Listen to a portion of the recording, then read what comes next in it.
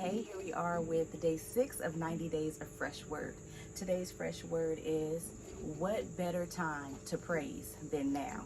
So I believe that many of us are just in this same boat where we know the promises that God has made us. We know that there is greater in store for us. We know and we believe we have placed so much of our faith into the area of where He has had us pencil in, write down these plans, make them clear about the different things that He said we shall see come to pass. We know that it is us who will see this thing that will be revealed to us through Him because we hold dearly to the promise He made to us. We don't forsake the promise. We don't forsake His truth. We know that the time is near, the time is coming.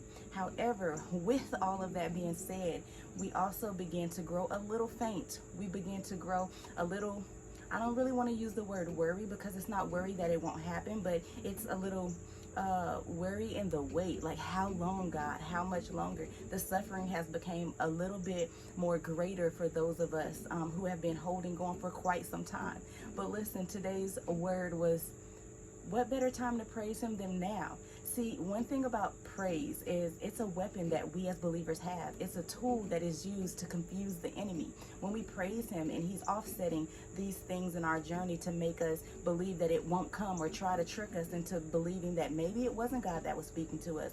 Although we held on to a little bit of that faith along the way, although we don't believe the things that He's throwing at us, it makes Him even more so confused, upset, dismayed when we throw out a praise.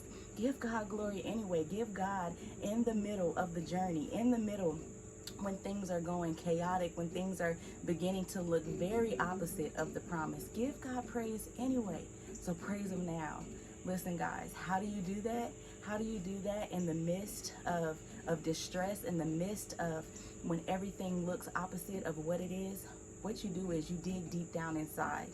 You dig deep down inside of that bag, and then you open up your mouth and you begin to speak the things that He has already allowed come to pass in your life. You begin to speak those living truths that you're already living in. And then at the end of that, say, God, because you did that for me, or even those that you're connected to, because you did that for her, because you did that for him, I know you're going to do it for me. So God, I give you glory in advance. God, I give you glory now on this day for what you're going to do for me then, for what you're going to do for me later, for what you are already doing for me. God, you are good. God, you are worthy, and I will continue to open up my mouth and my heart and praise you.